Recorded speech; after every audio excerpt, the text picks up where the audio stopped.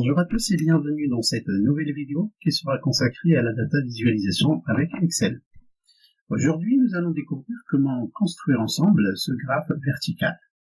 Le graphe permet de mettre en évidence l'indicateur selon un objectif cible et on les seuils de cet objectif quand elle est en vert, en jaune ou en rouge. Donc, la variable qui va varier dans ce graphe, c'est l'indicateur, la valeur de l'indicateur. Donc, si je change effectivement, vous allez constater une interaction avec la valeur de mon indicateur et le graphe. Voilà, 95, et ça passe. Donc, pour voir comment le construire, passons directement à la pratique. Je prends les données, je passe sur une deuxième feuille, je sélectionne mes données dans l'onglet insertion, je sélectionne mes données, je passe sur l'onglet insertion et j'insère un histogramme empilé. Après ça, clic droit sur mon graphe, sélectionne les données et j'inverse. Voilà. Je configure mon graphe, je sélectionne le titre, j'enlève les éléments dont je n'ai pas besoin, quadrillage, là, et aussi l'axe. Voilà, je rétrécis un petit peu la largeur. Je mets en forme les couleurs, le remplissage, dans format, quantité graphe, remplissage, ça correspond à la partie négative de l'indicateur. L'orange est déjà en orange. La cible, ou plutôt le vert, je le passe au vert. Voilà, les couleurs sont à jour. Je fais clic droit sur le graphe et sélectionne le type de graphe de série de données. Et sur la partie indicateur, voilà, je coche pas, je veux juste modifier le type de graphe.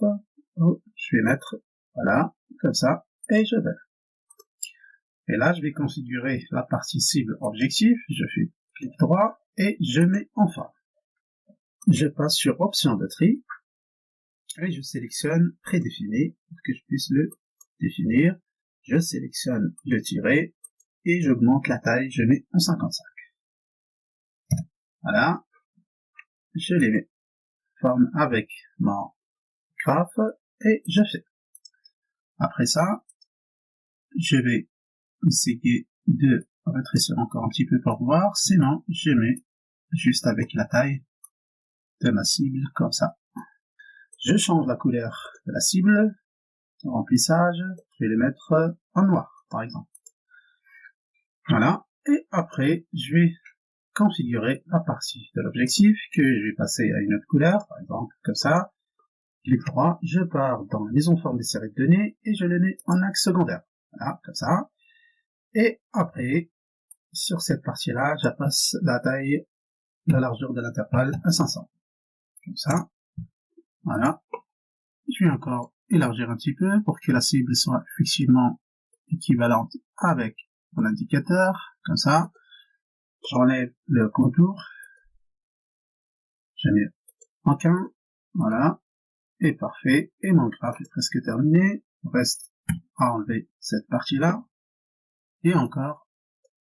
Voilà. Mettre en forme la taille de mon graphe. Très bien. Et je passe à la configuration de l'axe horizontal. Je pars sur clic droit, mise en forme de l'axe. Et sur la limite minimum, je mets 0. Et sur le maximum, le 1 qui va correspondre à 100%. Parfait. J'ajoute l'étiquette de données pour ma cible. Ajouter. Que je configure. Comme ça. Et j'ajoute aussi l'étiquette de données pour la valeur de mon indicateur. Voilà. Que je peux effectivement mettre avec. Comme ça. Parfait. Je peux encore le configurer. Mettre en gras. C'est un petit peu la taille. Parfait. Voilà, mon graphe est terminé. La configuration est complète. Je mets encore à jour cette partie-là. Je peux effectivement, selon le besoin, vous pouvez rajouter d'autres configurations. Voilà, comme ça. Ou juste le mettre en noir, comme ça, qu'il soit effectivement clair. Rajouter le contour pour le graphe, par exemple. le mettre en noir si vous voulez, avec un trait épaisseur comme ça, voilà, et voilà, en noir, pour qu'il soit effectivement plus visible selon votre besoin. Et après, il me reste à configurer ma feuille et enlever les quadrillages. J'enlève les quadrillages, la barre de formule, les emplettes par exemple. Sur la première feuille, je reprends mon titre, copier, et je le mets juste en dessous.